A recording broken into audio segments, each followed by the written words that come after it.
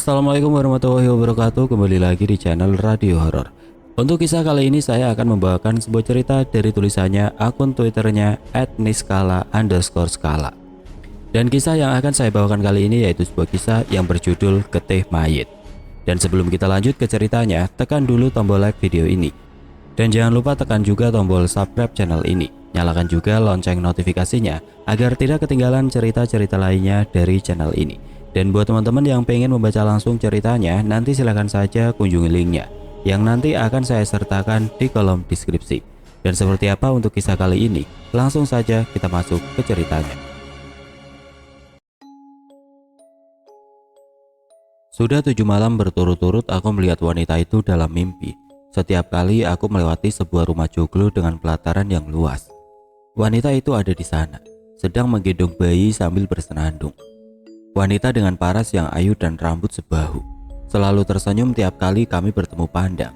Namun yang membuatku ngeri adalah ketika tiba-tiba darah mengalir dari kedua pahanya. Dan kian lama kian deras. Aku sangat ingin menolong, tetapi aku hanya mampu terpaku dari kejauhan. Dan kemudian aku terbangun.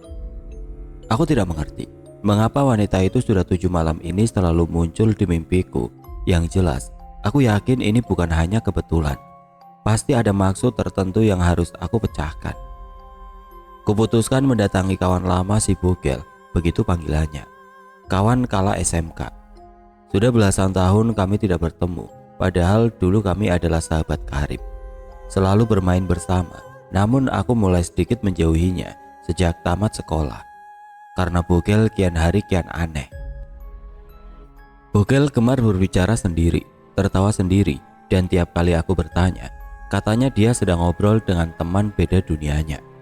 Tentu hal tersebut aku anggap aneh. Bagiku yang awam dengan hal semacam itu, pikirku aku tidak ingin ikut-ikutan seperti Bogel. Aku mendapatkan alamatnya dari profil Facebook yang kebetulan kami masih saling berteman di sana. Aku datangi rumahnya di siang itu. Ternyata kediamannya tidak terlalu jauh dari rumahku, hanya tetangga kabupaten saja.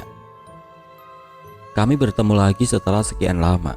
Tidak banyak yang berubah dari Bogel, selain bagian perutnya yang semakin buncit, layaknya bapak-bapak pada umumnya. Aku berbahasa basi sejenak, kemudian aku menceritakan maksud kedatanganku.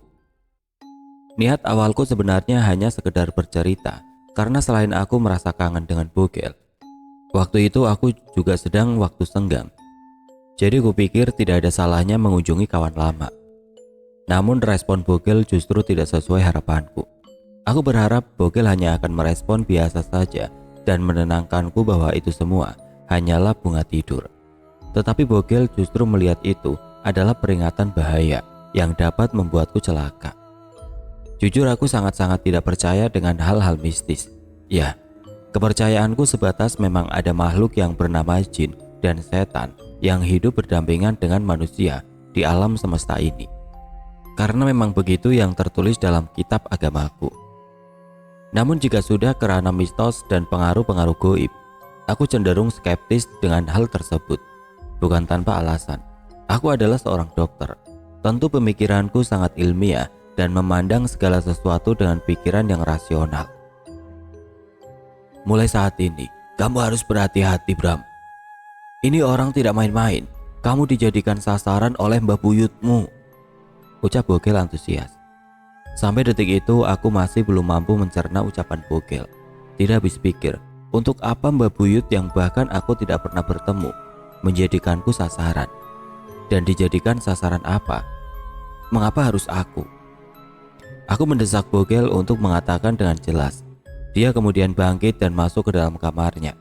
Tidak berselang lama, ia kembali dengan membawa sebuah kalung berwarna hitam dengan gantungan bentuk keris. Ini bawalah, sebenarnya ini ajian terakhirku untuk menangkal segala hal mistis yang tidak baik. Tapi daripada temanku dalam bahaya, mending bawa kamu dulu. Aku belum bisa menjelaskan sekarang, harus menunggu 3 hari lagi. Apa perempuan itu masih datang di mimpimu atau tidak? Ucap Bogel sembari menyodorkan kalungnya. Aku berpamitan untuk pulang, kami pun sudah bertukar nomor. Bogel berpesan agar aku tidak perlu terlalu khawatir yang berlebihan, karena semua itu bisa dilawan. Di perjalanan pulang dari rumah Bogel, aku mampir di sebuah kedai es dawet. Kebetulan kedai tersebut memang favoritku sejak aku masih kecil. Namun sejak sibuk bekerja, aku sudah sangat jarang melewatinya dan mampir. Di sana seperti biasa aku memanggil-manggil Pak Yanto. Karena memang kedainya sedang sepi, Pak Yanto tidak terlihat, mungkin sedang di belakang. Yang muncul justru anak kecil laki-laki mungkin berumur sekitar 5 tahun. Masih sangat menggemaskan dan pintar. "Mbak masih sholat asar," ucap anak tersebut dengan logatnya yang cadel dan lucu. "Oh, berarti dia cucunya," batinku dalam hati. Lalu aku mencoba mengajak ngobrol si anak dengan membungkukkan badanku. "Adik, namanya siapa? Adik cucunya Mbak Yanto ya?" tanyaku dengan senyum sumringah. Namun anak tersebut tidak menjawab. Dia justru fokus memandangi ke arah belakangku, padahal tidak ada siapa-siapa di sana selain aku dan anak itu. Aku pun berusaha menengok ke belakang tubuhku, dan memang tidak ada siapapun. "Adik, lihat apa?" tanyaku lagi. Namun anak itu masih tidak bergeming. Yang ada wajahnya kian terlihat ketakutan. Mas, namanya Ibran ya?" tanya anak itu terbata-bata. "Wah iya betul dek, kok adik tahu? Mbak Yanto yang kasih tahu ya? Mas memang langganan sudah sejak mas masih kecil." Tiba-tiba anak itu diraih oleh seseorang dan mengangkatnya, dan itu adalah Pak Yanto yang mendadak datang tanpa bersuara. "Ngapunten Mas Ibran, itu cucu saya, namanya Riki. Memang anaknya agak kepoan. Mau pesan dawet Mas?" tanya Pak Yanto, dan saya pun mengiyakan. "Pak Yanto cerita ke Riki kalau nama saya Ibran. Kok Riki tahu nama saya Ibran?" tanyaku sembari menyeruput es dawet dalam mangkok. "Wah, enggak Mas Ibran, saya tidak cerita. Lah, orang Mas Ibran saja sudah 7 tahunan kan tidak kesini. Si Riki belum genap 5 tahun, jawab Pak Yanto. Pikirku benar juga. Untuk apa Pak Yanto menceritakan salah satu pelanggannya kepada cucunya itu? Terlebih aku sudah sangat lama tidak mampir ke sini dan pelanggan Pak Yanto ada banyak. Lalu kenapa Riki bisa mengetahui namaku? Aku memilih tidak menanyakan lebih lanjut kepada Pak Yanto karena setelah itu ada beberapa pembeli yang datang. Setelah es dawetku habis, aku segera membayar dan bergegas pulang. Malam harinya tepat sebelum aku tidur, aku mendapat SMS dari Bogel. Bogel menyuruhku untuk mengenakan kalung yang ia beri saat tidur. Aku pun menurutinya, meskipun menurutku masih agak konyol tentang semua ini. Pagi itu aku sedang bersepeda di jalan desa yang sangat asri, sampai aku melewati sebuah rumah joglo dengan pelataran yang luas. Aku melihat wanita cantik dengan rambut sebahu ada di sana sedang menggendong bayi. Aku pun berhenti dan memandanginya karena memang kecantikannya sungguh tiada tara. Wanita itu pun tersenyum kala melihatku, dan tiba-tiba darah mulai mengalir dari kedua pangkal pahanya. Sangat jelas karena wanita itu mengenakan rok spam di atas lutut. Wanita itu mengernyitkan dahi dan menatapku tajam seolah meminta pertolongan. Kemudian dimasukkannya salah satu tangannya ke dalam mulut. Entah sedalam apa, sampai akhirnya ia memuntahkan darah dan lidahnya terlepas serta gigi-giginya rontok. Lalu aku terbangun dengan tubuh yang dipenuhi keringat dingin. Nafasku ngos-ngosan tidak karuan. Aku memutuskan untuk mencuci wajahku, sampai aku baru menyadari ada bercak darah di dahiku. Aku benar-benar masih tidak habis pikir. Ada apa dengan hidupku? Aku memandangi diriku di cermin. Sudah nampak seperti dukun atau preman dengan mengenakan kalung hitam. Malam berikutnya aku masih mengalami mimpi yang sama sampai puncaknya di malam ketiga setelah pertemuanku dengan Bogel. Aku diberi kelanjutan dari mimpiku di malam-malam sebelumnya. Setelah wanita itu memuntahkan darah, lidahnya terlepas dan gigi-giginya rontok. Kemudian yang terjadi selanjutnya adalah wanita itu melemparkan bayi yang ada di gendongannya begitu saja. Bayi tersebut menangis sejadi-jadinya. Aku benar-benar ingin mendekat, namun lagi-lagi aku hanya mampu terpaku melihat dari kejauhan. Wanita itu menyeringai dengan mulut yang kosong dan menganga. Melihatku nanar seolah dengan sengaja memperlihatkan hal tersebut padaku. Aku terbangun dan makin terkejut ketika aku merasakan ada sesuatu di bawah kakiku. Karena aku menggunakan selimut, aku coba buka perlahan selimutku dan itu adalah kali pertama aku berteriak histeris karena melihat setan. Wanita yang ada di dalam mimpiku sedang tersenyum lebar di bawah kakiku dengan pakaian yang sama persis seperti di mimpi. Bedanya saat itu wajahnya sudah tidak ayu lagi. Wajahnya hancur seperti tercabik kuku-kuku tajam. Aku berusaha beristighfar berkali-kali dan membaca ayat kursi. Di saat itu pula, aku baru mengetahui betapa penakutnya aku sebagai seorang lelaki-laki tulen. Karena aku menutupi wajahku dengan kedua telapak tanganku. Sampai saat aku membuka tanganku, wanita itu sudah menghilang. Namun ia masih meninggalkan bercak darah di ujung sprayku. Jam menunjukkan pukul 2. Aku memutuskan untuk menunaikan sholat tahajud sembari menenangkan hati dan pikiran. Keesokan harinya aku meminta bertemu dengan Bogel karena aku rasa gangguan ini sudah tidak pada taraf wajar lagi. Karena wanita itu sudah sampai berani menampakkan diri dan bahkan meninggalkan jejak di dahiku. Kami pun bertemu pada malam harinya karena seharian full aku harus bekerja terlebih dahulu. Wah, ternyata yang tak khawatirkan terjadi. Padahal harapanku bukan hal yang seperti itu, tapi kok ternyata benar seperti itu, ucap Bogel sambil menyesap dalam rokoknya. Akhirnya malam itu Bogel menjelaskan bahwa kemungkinan besar wanita yang selalu muncul dalam mimpiku adalah Mbah Buyutku saat masih muda, sedangkan bayi yang ia gendong adalah aku. Aku sempat tidak percaya, karena bagaimana mungkin bayi itu adalah aku. Bahkan aku saja tidak tahu menahu siapa Mbah Buyutku, karena orang tuaku pun tidak pernah satu kali pun menceritakan mengenai beliau.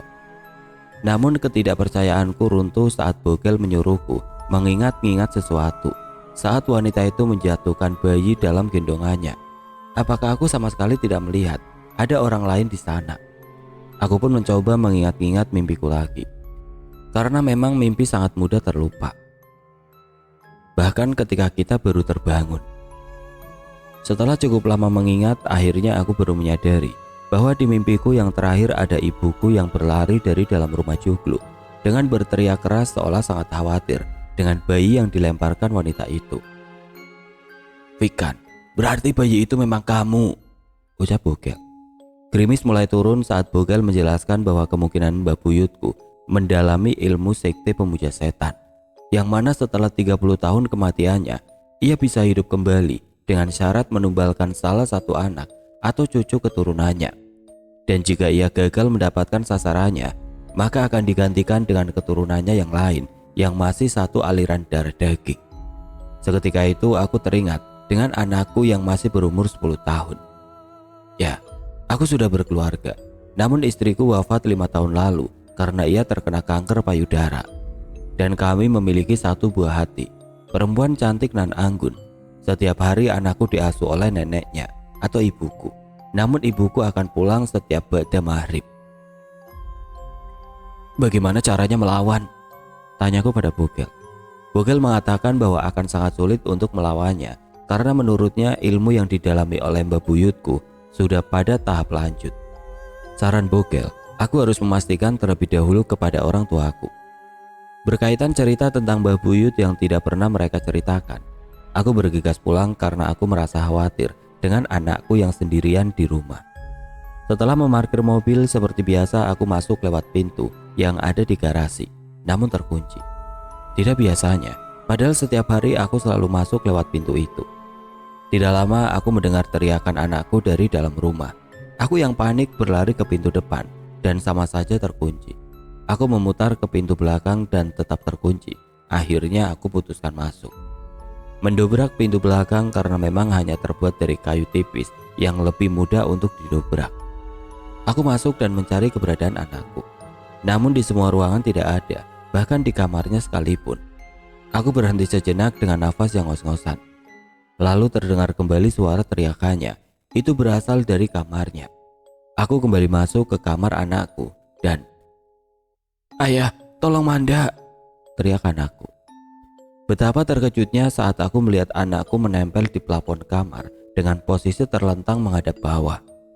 Tangannya terus-menerus memegangi lehernya seolah ingin melepaskan sesuatu yang mencekiknya. Aku buru-buru ke gudang untuk mengambil tangga dan segera aku mengambil anakku. Syukurlah belum terjadi apapun yang lebih jauh. Hanya saja terdapat bekas merah cekikan tangan. "Kok bisa gini, Nak?" tanyaku yang sudah sedikit menitikan air mata dan memeluknya erat. Manda bercerita bahwa saat ia sedang menonton TV di ruang tengah, tiba-tiba ada suara benda jatuh dari kamarnya. Dia penasaran dan berniat melihat ke kamar. Namun saat sampai di kamar, ia langsung terlempar ke plafon dan sesuatu mencekiknya dengan sangat kuat. Aku sudah tidak habis pikir, mengapa terornya sudah sampai menyakiti Manda. Esoknya aku libur kerja. Saat ibuku datang, langsung aku sergap dengan banyak pertanyaan mengenai Mbak Buyut. Awalnya ibu enggan bercerita karena Raelo katanya menceritakan seseorang yang sudah lama wafat. Namun akhirnya aku memberitahu ibu tentang apa yang aku dan Manda alami. Karena kaget dan takut, ibu pun bersedia untuk bercerita. Inti ceritanya seperti ini. Dulu waktu kamu masih bayi, Mbak Buyutmu itu sudah lagi sakit-sakitan. Cuma bisa berbaring di ranjangnya, sudah tua renta. Waktu itu bapak sama ibu memang masih tinggal di rumah Mbak Buyutmu. Kakek nenekmu juga masih tinggal di sana. Sampai pada suatu malam, Mbak Buyutmu seperti sudah tiba di ujung waktunya. Dia berteriak sangat gelisah di kasurnya dengan menggesek-gesekkan badannya dan berusaha melepas seluruh bajunya. Kami sekeluarga sudah ikhlas karena memang sudah sangat tua. Namun sampai berjam-jam Mbak Buyut tidak kunjung wafat. Dan mbahmu bilang mungkin Mbak Buyut memakai susuk yang membuatnya menjadi sulit untuk wafat. Kami pun memanggil orang pintar di desa, istilahnya kalau sekarang itu dukun. Dukun itu membantu melepaskan susuk Mbak Buyut. Ia nampak sangat kesakitan dan tepat setelah susuk terlepas, Mbak Buyut pun sampai pada waktunya. Dan saat itu juga, kamu yang sedang tertidur lelap di kamar ibu menangis sejadi-jadinya. Dukun itu kaget dan bertanya, di rumah ini ada bayi? Ibu jawab, iya, itu anak saya. Dukun itu mewanti-wanti bahwa ibu harus berhati-hati. Karena Mbak Buyut mengincar kamu, sebaiknya ibu segera membawa kamu pergi jauh dari desa. Tetapi dia tidak menjelaskan lebih lanjut. Mengincar yang bagaimana? Karena ibu dan bapakmu takut.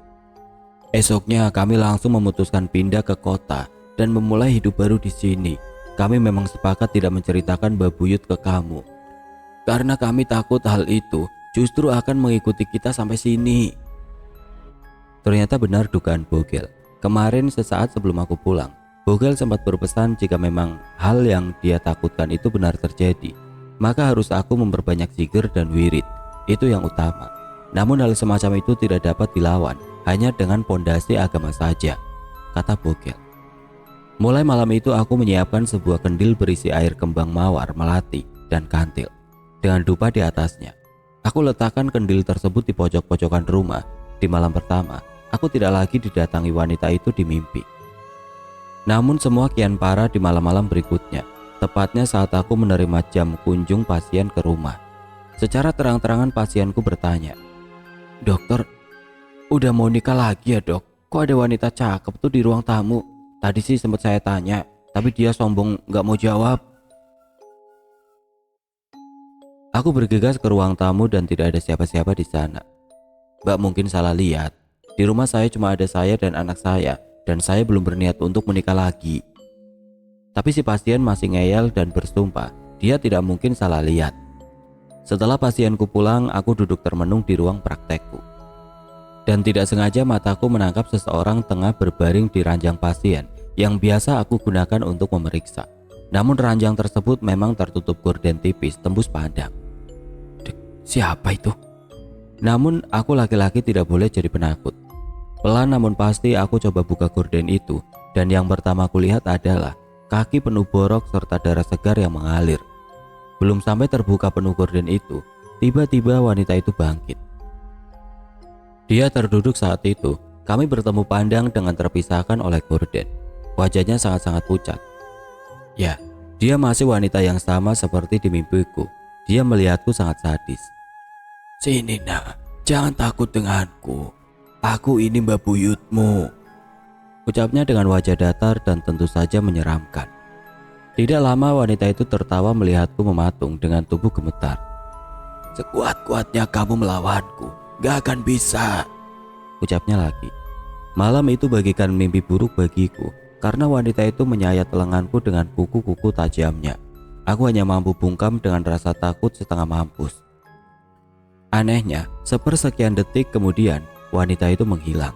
Aku membersihkan luka sayatan dengan alkohol, kemudian membalutnya dengan perban.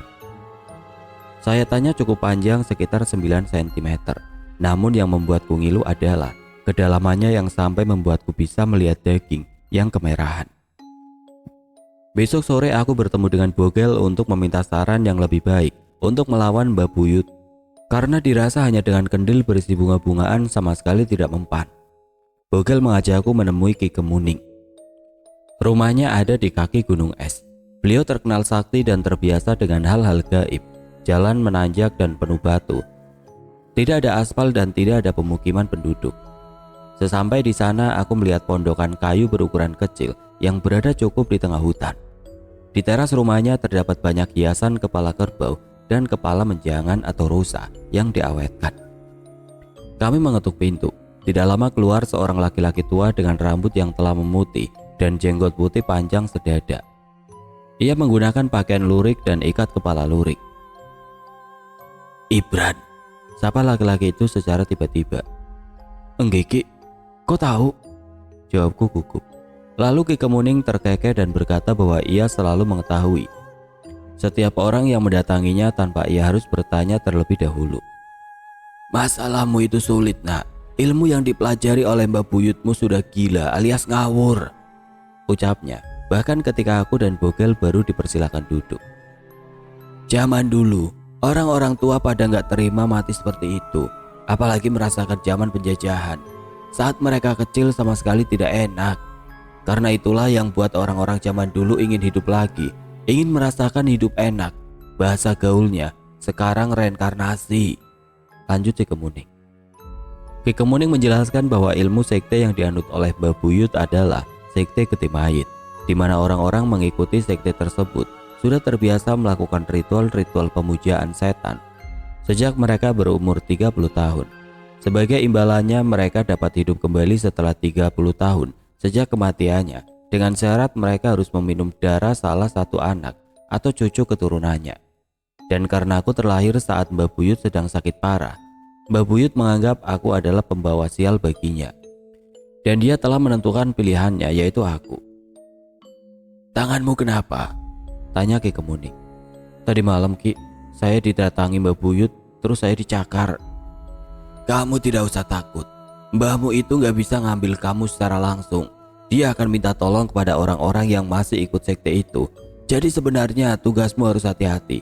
Jangan sampai ada orang asing yang bisa membahayakan dirimu," ucap Ki Kemuning. Sesampai di ujung percakapan, Ki Kemuning memberiku sebuah jimat berupa keris kecil dan buntalan kain putih yang berisi rambut-rambut tebal yang sangat banyak. Katanya itu adalah rambut-rambut genderuwo peliharaannya. Kedua benda tersebut harus aku simpan di dalam kotak kayu dan kubur di dalam salah satu keramik rumahku yang jarang dilalui orang. Ki Kemuning juga berkata bahwa selama keadaan masih belum aman, genderuwo peliharaannya akan terus menjaga rumahku dari roh-roh gaib dan orang-orang yang berniat jahat kepadaku. Setelah aku tebus kedua benda itu dengan harga yang cukup menguras kantongku, aku dan Bogel pulang. Aku mengubur kedua benda tadi di keramik gudang, karena hanya gudang yang sangat jarang dimasuki oleh orang. Namun gangguan-gangguan dari wanita itu tidak lantas langsung menghilang begitu saja. Saat tengah malam, Manda tiba-tiba masuk ke kamarku dan menggoyang-goyangkan badanku. Ia merengek minta ditemani pipis ke kamar mandi. Dengan mata yang berat, aku pun mengantarnya.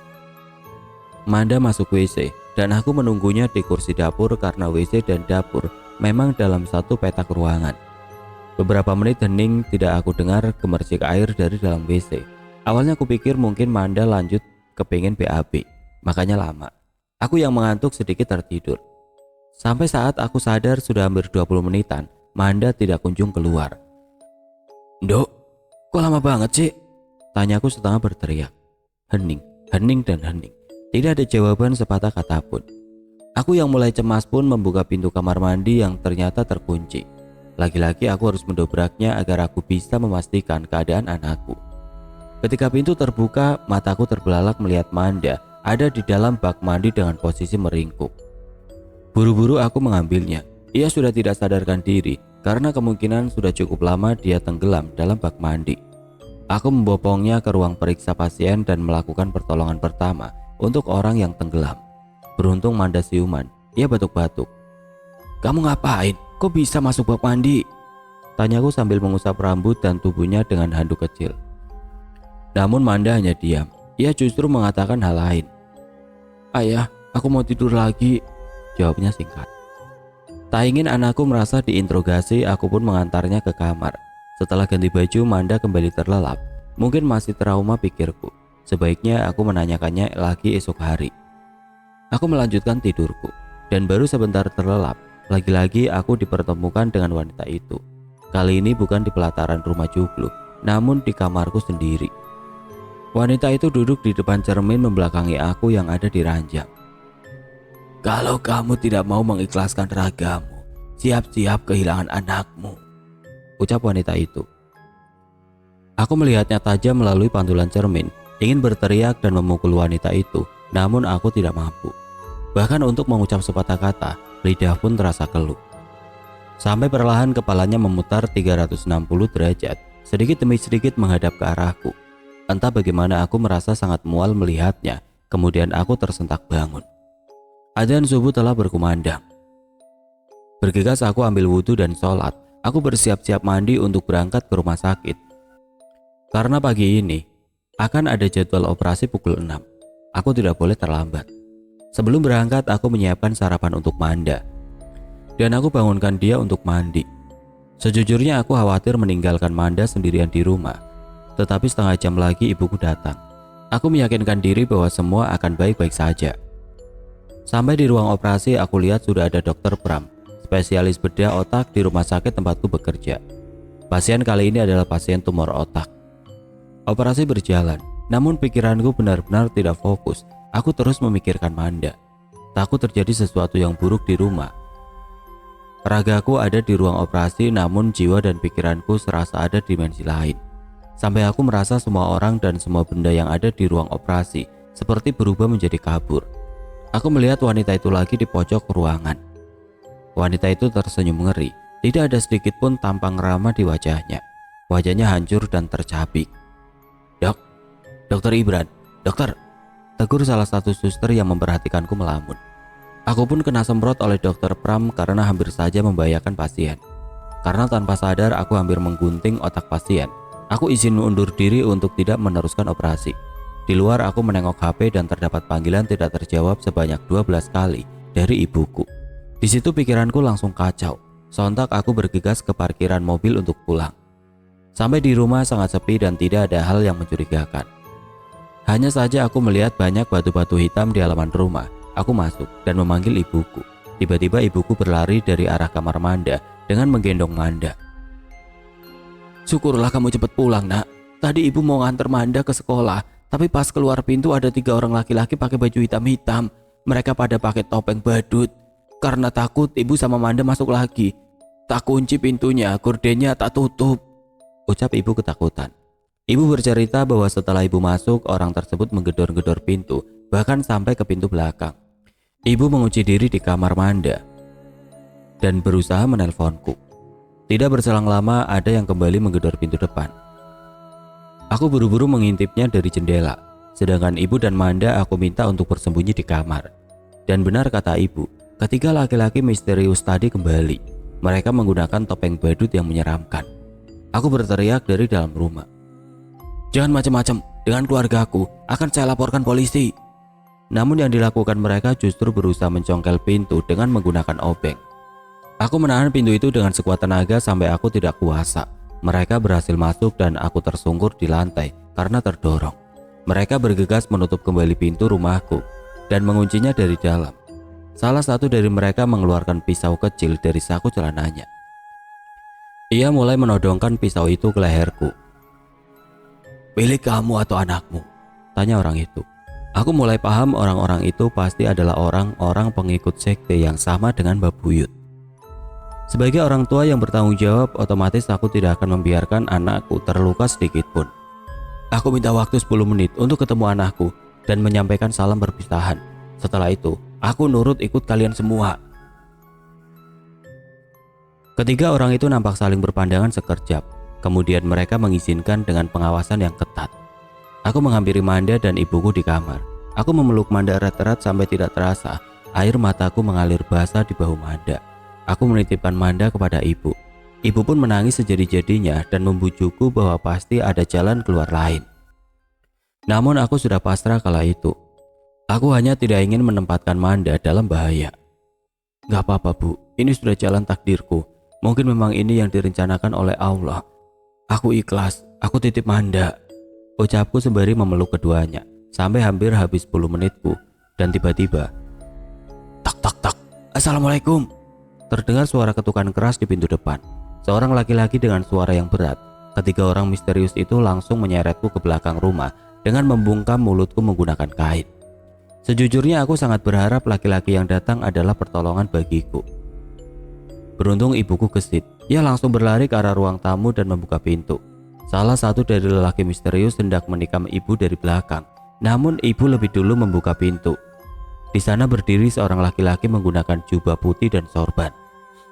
Wajahnya bersinar dan membuat tentram siapapun yang memandang. Lelaki itu pun memiliki jenggot yang panjang. Ia lebih nampak seperti seorang ulama atau syekh. Karena ia melihat kondisi rumahku yang berantakan dan ekspresi ibuku yang sesegukan, ia langsung mengetahui bahwa sedang terjadi sesuatu yang buruk. Sekedar info, pasti ada yang bertanya-tanya, itu kan kejadian pagi hari. Apakah tidak ada tetangga yang melihat dan menolong? Kebetulan rumahku berada di perumahan baru. Perumahan itu memang belum lama dibuka dan masih sepi peminat. Jadi di perumahanku baru ditempati oleh sekitar 4 kakak. Dan mereka semua orang kantoran yang super sibuk. Dan perumahan itu juga tidak di pinggir jalan raya, agak masuk gang. Astagfirullahaladzim, ternyata benar dugaan saya, ucap kiai tersebut. Kiai, tolong anak saya akan dibunuh oleh orang-orang penganut sekte sesat. Tolong kiai, anak saya tidak salah apa-apa. Pinta ibuku yang lemas tersungkur di lantai. Suasana saat itu benar-benar edik. Bahkan aku sampai bingung bagaimana menuliskan keadaan pada waktu itu. Aku disekap di dapur. Namun aku masih bisa melihat ke arah pintu depan, di mana kiai itu berdiri. Sedangkan salah satu lelaki misterius berniat hendak mencelakai sang kiai. Aku melihatnya mulai menodongkan pisau ke arahnya. Namun dengan ketenangannya, kiai tersebut mengeluarkan tasbihnya dan mulai berzikir memohon pertolongan Allah. Dan ajaib, lelaki misterius itu terpental jauh seperti ada yang melemparnya, termasuk 2 lelaki yang lain yang sedang menyandera aku. Mereka pun ikut terpental. Aku bergegas lari ke depan dengan susah payah karena tangan dan kakiku telah diikat. Aku lihat ketiga lelaki tersebut seketika itu pingsan karena tidak ada pergerakan sama sekali. Setelah ikatan di tangan dan kakiku dilepaskan, sang kiai mulai bertanya sebenarnya apa yang sedang terjadi, mengapa bisa sampai seperti itu. Aku dan ibu mulai menjelaskan dari awal hingga akhir. Kiai itu beristighfar berkali-kali. Tenang saja, mereka bertiga sudah tewas atas izin dan pertolongan dari Allah, ucap sang kiai menenangkan. Aku terkejut dalam hati. Aku pun mencoba membuka topeng mereka dan mengecek denyut nadinya. Dan ternyata benar, mereka bertiga telah tewas. Saat itu giliranku bertanya, apa yang membuat beliau terpanggil untuk datang ke rumahku. Dan ajaibnya lagi, beliau mengatakan bahwa sudah beberapa hari ini perasaannya selalu gelisah. Dan ia selalu bermimpi mengenai perumahanku. Akhirnya ia mencari tahu letak perumahanku. Dan berkeliling, sampai beliau melihat banyak sekali batu-batu hitam di halaman rumahku. Saat itulah ia memutuskan untuk datang bertamu. Tetapi semua itu bukanlah kebetulan. Semua sudah menjadi kehendak Tuhan. Tuhan masih menyayangiku dan mengirimkan seorang penolong. Nah Ibran, melawan ilmu hitam tidak boleh dengan ilmu hitam juga. Itu sudah syirik namanya. Karena percaya kepada selain Allah, apalagi percaya sama dukun. Saya capek setiap malam selalu didatangi wanita itu dalam mimpi. Dan bahkan sampai mengancam dan menyakiti anak saya. Saya sudah berusaha melaksanakan ibadah dan meminta pertolongannya. Namun kian hari gangguan itu kian menjadi-jadi kiai. Lanjutku dengan menunduk. Bismillah nak, kalau berkenan mengikuti saran saya, silakan Nak Ibran ambilkan saya 1 bonggol bawang putih dan segelas air putih. Aku pun masuk dan mengambil permintaannya. Kemudian beliau membacakan doa-doa. Silakan, Airnya dihabiskan dan makanlah bawang putih ini. Karena ini ada 6 siung, maka makanlah 3 siung dan berikan 3 siung lagi kepada anakmu. Sang kiai yang memiliki suara lembut dan berwibawa membuatku takjub. Insya Allah, dengan izin Allah, semua teror itu akan berhenti dan kejadian pengambilan raga dari Mbak Buyut, Mas Ibran, tidak akan pernah terjadi. Aku pun segera meminum air tersebut dan memakan bawang putihnya. Aneh, rasanya sangat manis, bahkan seperti buah manggis. Ibuku menyuapi Manda dengan 3 siung bawang putih sisaku. Perbanyak berzikir dan sholat malam, nak. Allah pasti menolong. Untuk ketiga jasad lelaki itu biar saya yang mengurus. Nah, Ibran cukup antar saya ke alamat ini sekaligus membawa ketiga jasad itu. Sang kiai menyodorkan secari kertas yang berisikan sebuah alamat pemakaman. Aku pun menyetujui permintaan beliau. Saat itu juga aku mengantarnya, sedangkan ketiga jasad itu kami letakkan di bagasi mobil.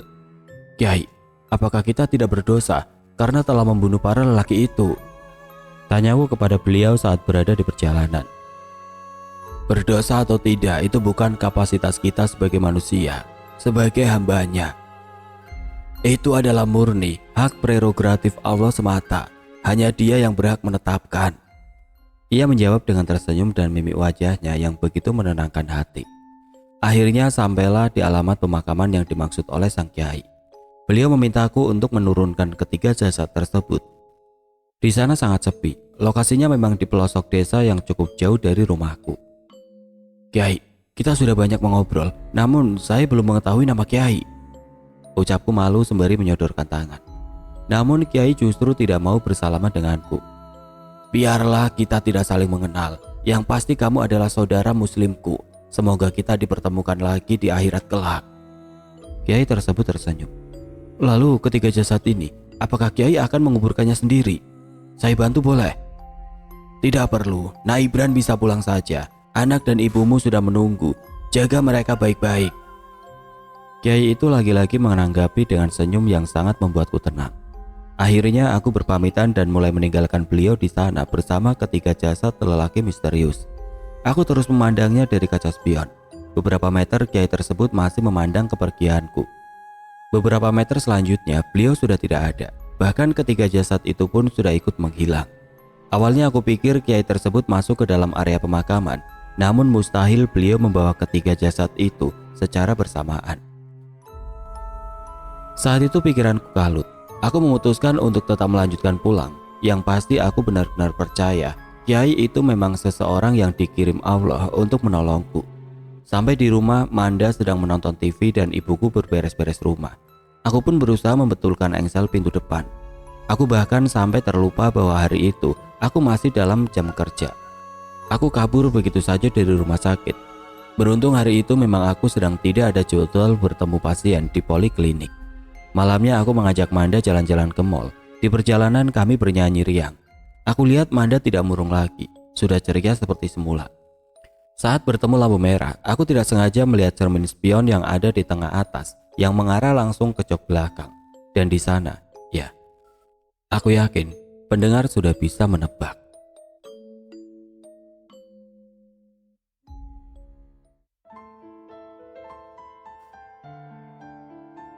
Oke teman-teman, sekian untuk kisah kali ini. Bagaimana menurut kalian tentang kisah ini? Tulis komentar kalian di kolom komentar.